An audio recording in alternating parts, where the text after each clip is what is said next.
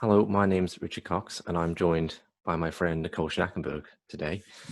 Nicole and I run a body image support group together online and occasionally do things in the real world. And Nicole is also the author of this book, False Bodies, True Selves, Moving Beyond Appearance-Focused Identity Struggles and Returning to the True Self. So we thought it would be a good idea. I thought it'd be a good idea and push Nicole into it. We attempted something of an interview around the themes of the book. So, good morning, Nicole. Good morning, Richard. Good morning. This is a very comprehensive book, but if you were to surmise it as a starting point, how would you do that? So to kind of encapsulate, I guess, what I was wanting to write about and communicate, it's around this idea of the true self, this idea that we come into the world as our true selves, and this true self is spontaneous. It knows itself to be good. It knows itself to be loving and peaceful, and it's who we truly are.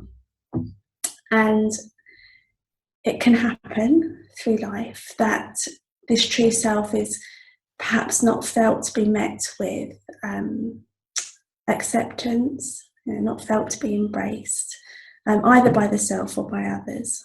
Not by the true self, though. True self always embraces true self, of course. And then this false self rises up that somehow appears to more readily meet the demands of others. As babies in particular, we need other people to love us because we need them firstly to feed us and to make sure we're warm and to meet our basic needs, but also because we're wired for love. And in appearance-focused identity struggles, which is a bit of a clunky term, I was trying to find a better way of saying body image, because I think body image has been used a lot in all sorts of ways. And I still don't feel I've got the right phrasing, but something about when the identity of the self is pinned on in some way to the physical appearance. And I think perhaps if we get the sense that our true self isn't loving, we look for a way to make ourselves more loving, or we become a false self that would appear to engender, or at least the hope that we might become more loving.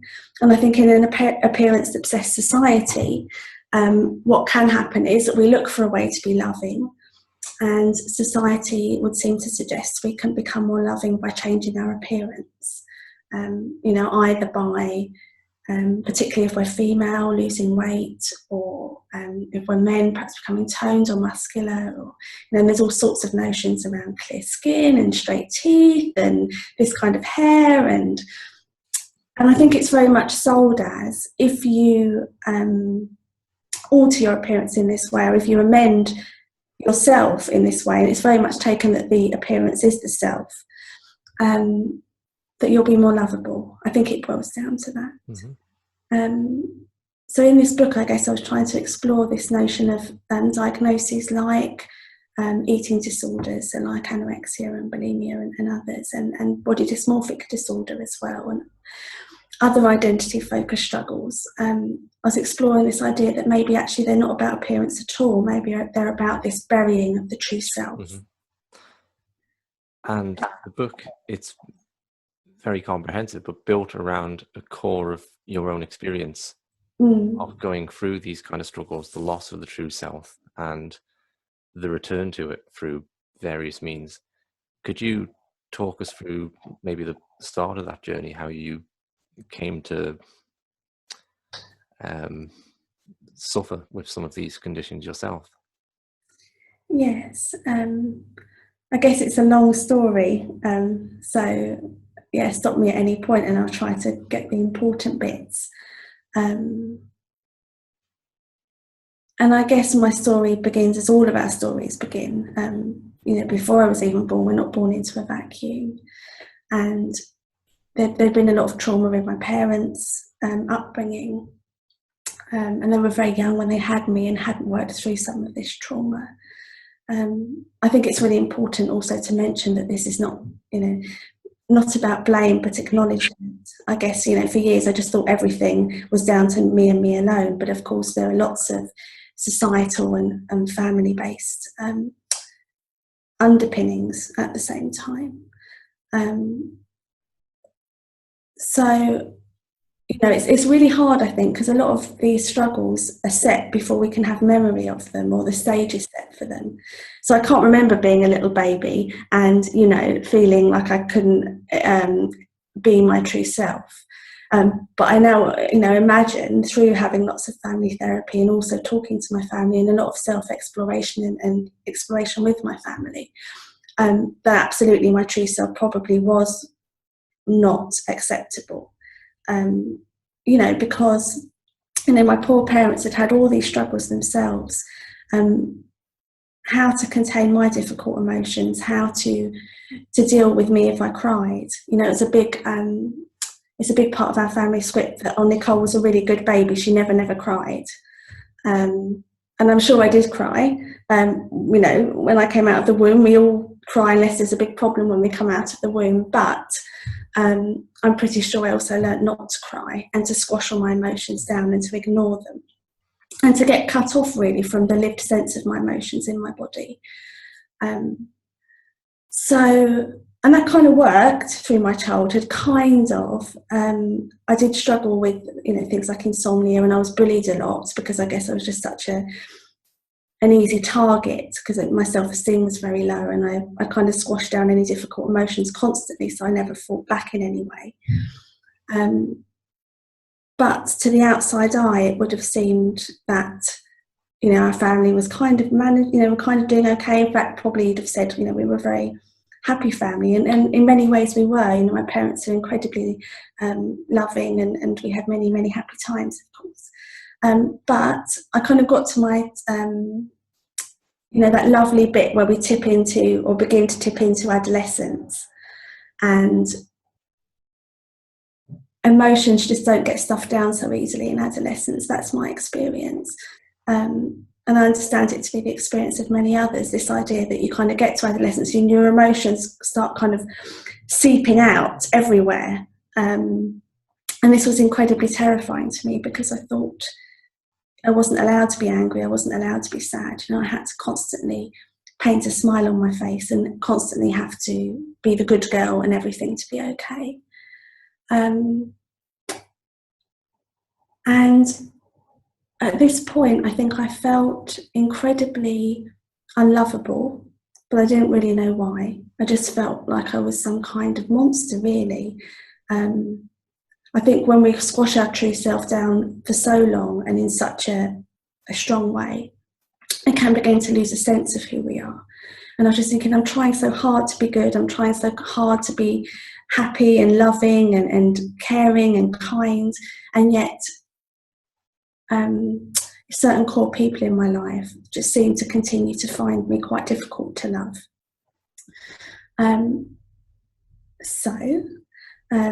I began to, you know, and a lot of this is unconscious, but I think I did sort of scan to see ways I could make myself more lovable. You know, I tried getting really good academic grades, but that didn't seem to please enough, and I tried this and I tried that. But I also very strongly got the message that one way I could become more lovable was to lose weight. You know, it was, so by now we're in sort of the mid-90s, and it was very much, you know, the diets were everywhere and aerobics classes everywhere, and certainly, you know, my mother had been drawn into some of that, and certainly my friends at school, and so I thought maybe, you know, if I lost weight, I'd become more lovable, more acceptable. Whilst tangentially also feeling that I didn't really deserve to eat anyway, because I was this kind of a monster that didn't deserve nice things. So I did begin to starve myself. And then, yeah, ended up in psychiatric treatment as an inpatient just around the time of my 14th birthday. And then kind of ended up on this kind of revolving door of going into hospital, gaining weight, coming out, losing weight, and going back into hospital, and becoming very stuck in that cycle for part of my my teenage years. So that's kind of the beginning of the story. Sure. And as I understand it, you, I don't know how to put it, got to grips with the eating in a way that you were physically stable. But you've told me that that was in some ways the more difficult time when it wasn't manifesting in that way. And then later you developed body dysmorphic disorder.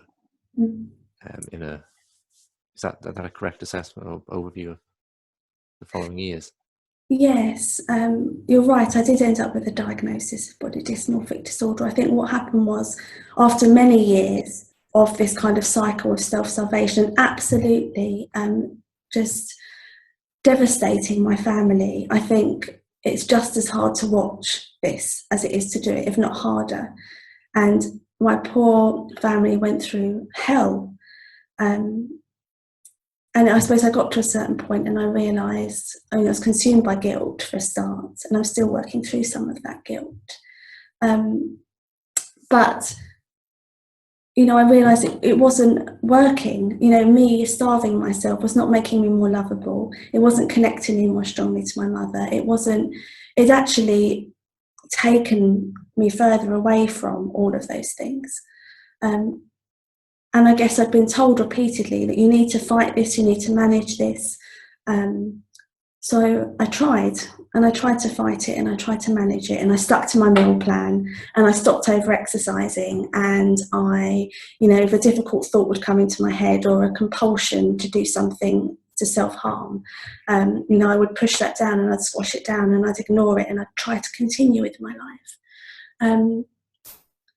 And it meant I could have a life outside of hospital, which was nice, but I didn't feel any different on the inside. I still felt like this kind of wooden puppet with sort of dead from the neck down and no feelings, and I still hated myself. That hadn't changed at all.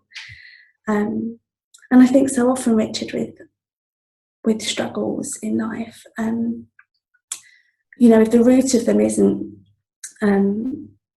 uncovered and embraced, and maybe that's something we can talk more about, then it does just move. And I just think my focus moved from my weight to my facial skin. I became very obsessed with my facial skin and ended up then with a diagnosis of BDD, because I was didn't feel any different inside. That's what I wanted to get at, really. From the outside looking in, it might have appeared that the worst was over.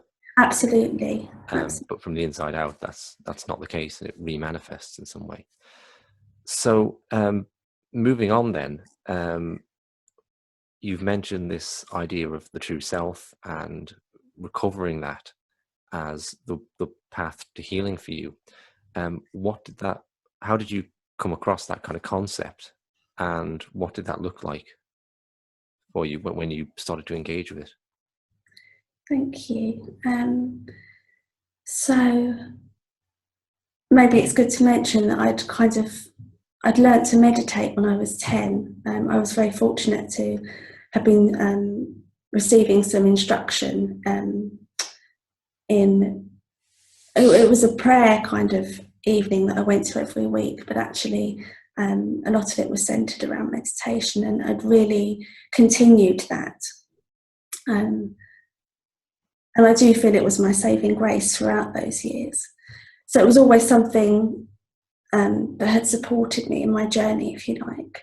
And then I think a big turning point for me was, around this time when I'd stopped actively starving myself. I'd become quite obsessed with my facial skin, but also was trying to manage that, and was doing things like covering the mirrors up in the house and using a lot of concealer and just trying to manage all those difficult feelings. I was working in a school for children with special needs, who were often very distressed and would self-harm and harm others. And I would just daily go home thinking, how do I reach these children? What can I do? I'm trying all these strategies and educational plans, and they're so sad, and they're so out of their body, and they're so pained. And I was meditating one Sunday afternoon, I remember it very clearly, and this idea of yoga came to me, that maybe I could use yoga to support them, because I'd heard that people had found this very calming. essentially. So I booked a flight to Texas where they were doing some training in this, and off I went. And little did I know that it would be, so transformative for me. And I think what it did for me in particular, I mean, there are lots of things, but what it did for me in particular was it began to reconnect me to this body that I'd totally disconnected from. So, it's a common understanding that people with a lot of these diagnoses, so anorexia, bulimia, and body dysmorphic disorder, eating disorders not otherwise specified, and others, have very poor interoceptive awareness. They are disconnected from the feelings of the body. And that's so important because these feelings, our heart rate and our breathing rate and all the rest of it, they are the lived expression of our emotions. So I was cut off from my emotions, essentially. I didn't know what I felt. I felt dead inside, to be honest with you. And yoga, and I think any mindful movement that brings the breath and the body together can begin to awaken some of that. And it was like I suddenly began to feel my body from the neck down. And I thought, wow, I'm alive. And I remember thinking, oh my goodness, is this how it feels to feel alive? I felt so just dead for ages. And this feeling of aliveness, which has actually had Donald Winnicott, who came up with this theory of the true self and the full self. That's how he actually describes the true self. He says it's a spontaneous, lived sense of aliveness. So I came home from that training feeling alive and feeling very excited and continuing my yoga practice. And then thinking or feeling an invitation from life to really continue to embrace this aliveness and to seek it out. And I thought, well, there's something about emotions here. There's something about allowing the darkness, allowing the shadows. There's something about surrender.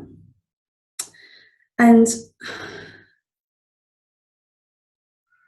I guess then the invitation to me felt to be to dive into all of these things, to dive into my emotions, to dive into my fears, to embrace my fears, to embrace the shadows, and to see what I found out.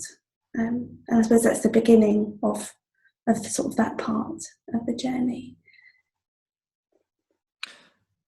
And just, I might come back to that in a second, but just to drill into this idea of a true self for a moment. When you describe the true self as being loving and accepting and the sense of aliveness, I can picture there may be people watching this who think, well, I'm not sure my true self is like that. Mm-hmm. I think my true self might be average to rotten or something. So you mentioned Winnicott, but that when you're talking about this true self, you also refer to Eastern spirituality in the book, and the self-inquiry practices. So I don't know if Winnicott is pointing to this, but you're referring to a kind of spiritual sense of self, or a transpersonal, I think is the term that's used in the book. Are those two, spiritual and transpersonal, are they synonymous terms? And could you just talk about how you see that, maybe? Of course. Thank you. Certainly that's how I understand the true self.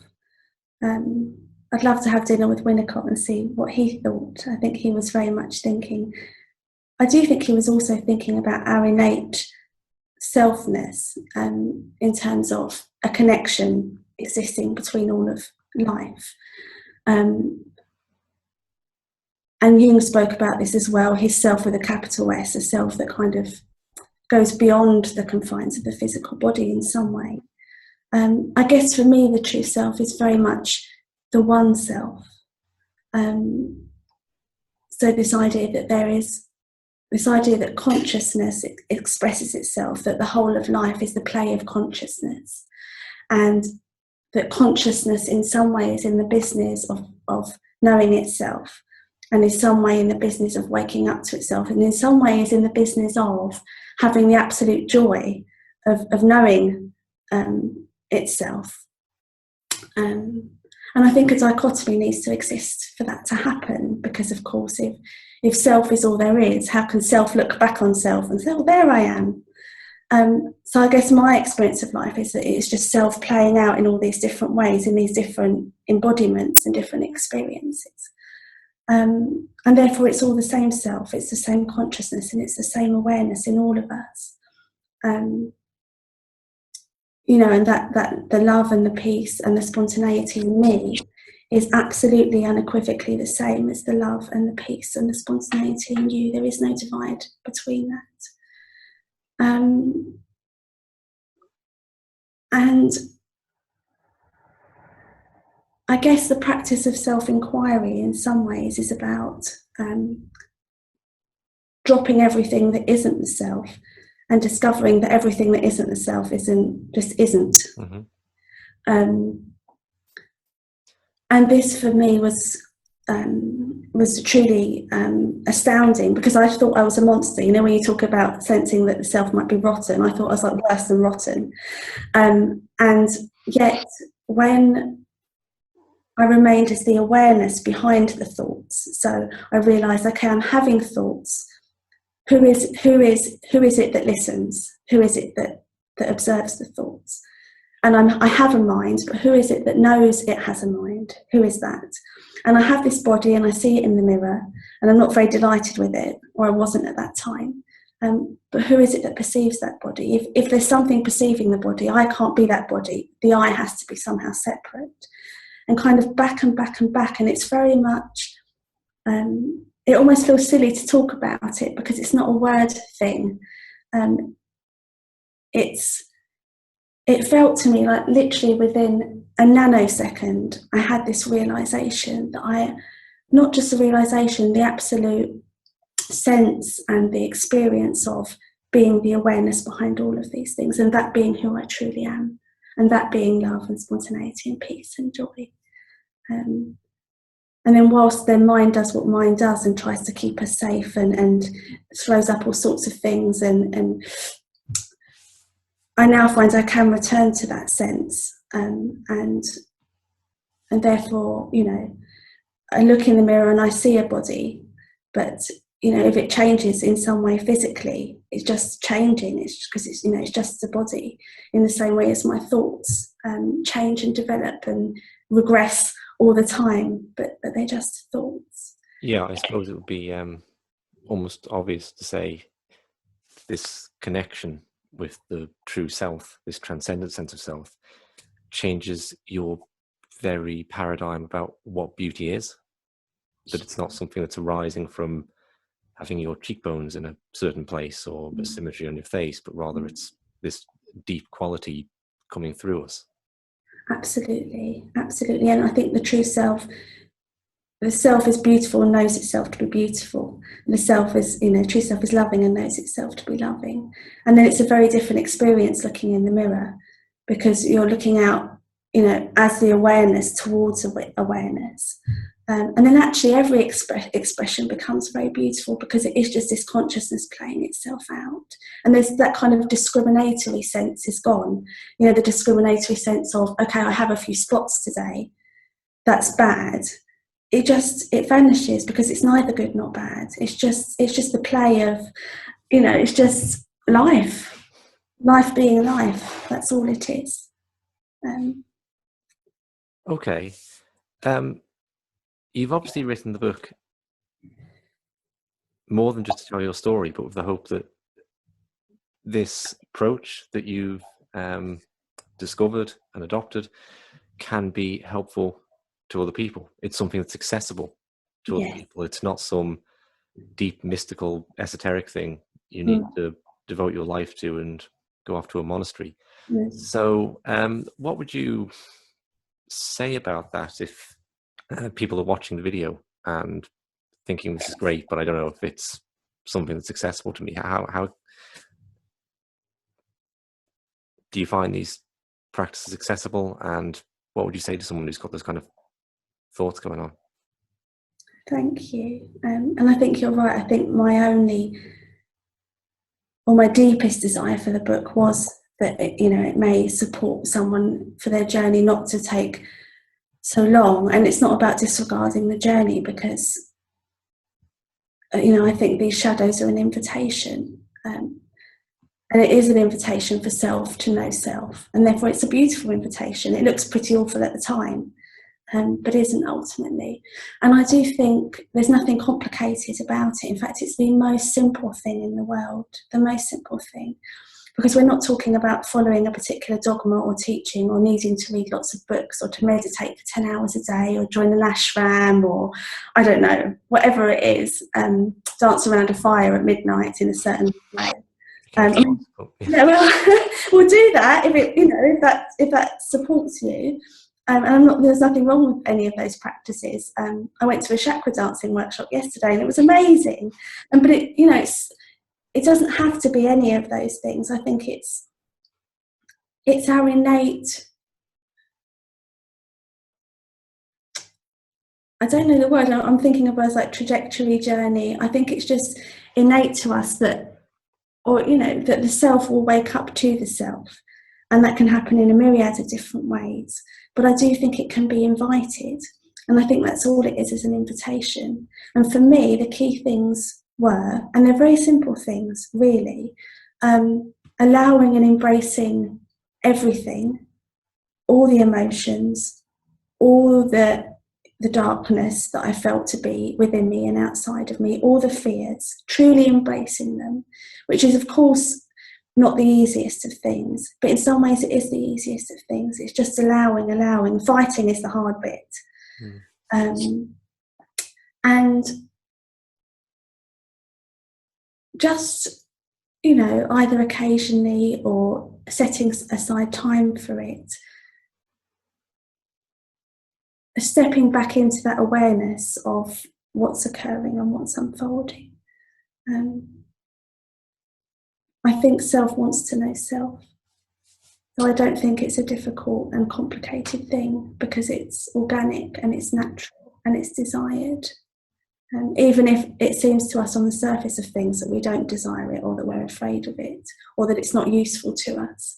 I do remember thinking, particularly when I was struggling, that sort of spending time in meditation, or even doing nice things like going for a walk in nature, was very indulgent, and I didn't deserve them. But when I allowed myself those things, I definitely moved towards a lived sense of something beyond a monster, something good and lovely inside. Thank you, Nicole. I would like to throw one final question in that just occurred to me earlier on when we were talking, and when you were talking about your family. And I don't think for anyone, hardly, these struggles arise in total isolation. They arise in a family dynamic. And you've written about that, how it was kind of a journey for all of you that led to a wider sense of healing and connection. And I'm thinking that there'll be people watching this who struggle with their own family connections. Either they're not understood by their family, or they don't feel embraced in some way. And I just wonder if you could speak to that from your own perspective to finish off. Of course. Thank you. I think it's a great question. And I guess also, and again, this is just my sense, that I have a sense that we choose the parents that the particular expression of ourselves comes into in this particular life. And I think, as painful as our connections with people can be, they're absolutely a vehicle towards this kind of sense of aliveness and joy and peace. And I think many sages and mystics have said this, when we change, everything changes. And I had tried for many years to try and almost force a deeper connection. And a lot of my self-starvation and self-harm had been about trying to make this connection, to try and become something that was more lovable, so that me and my mum in particular could connect in a way I hadn't felt we'd been able to. But at the core of that was this sense of, well, on the surface level that I needed my mother's love, or that I needed the love of my family. And then beyond that, then the fear that I was unlovable. And just, just for me, when I had this experience of, oh my goodness, I'm totally lovable. I'm like, totally lovable. Fancy that. Then at that moment, it doesn't matter too much. It doesn't mean that I loved my mother any less. In fact, probably the love I could then feel and express to her was a lot bigger, because it wasn't kind of buried under all this layer of need and expectation. But then when I found I could come to my mother as my true spontaneous self, that, did things that my mum probably didn't approve of, and behaved in ways that she probably didn't think were the best ways, that she was able to also meet that. Authenticity begets authenticity, I think. And then I really felt that, and my mum, if she was here, I imagine she would say the same thing, and we've discussed this a bit. It was an invitation for her also, just to be unabashedly who she was, and to do all the things that perhaps she'd been suppressing. And then we met in that place of, let's just be who we are, and even being able to laugh about the things that we didn't agree with or like about each other. But the core understanding being that, it was all good and it was all okay. And our relationship is very much transformed. And it doesn't look the way I would have written down I would like it to have looked as a teenager, or it doesn't look the way other people might say was the perfect mother-daughter relationship to look. But for us, it looks in such a way that we're able to love and to be loved without mixing our needs up and our expectations up with that love. I can be who I am, and she can be who she is. Yeah. Okay, thank you very much indeed for the conversation, Nicole. Yeah, I'm hopeful we can do further things like this in the future. As I mentioned, Nicole and I run an online group. We occasionally do events in the real world too.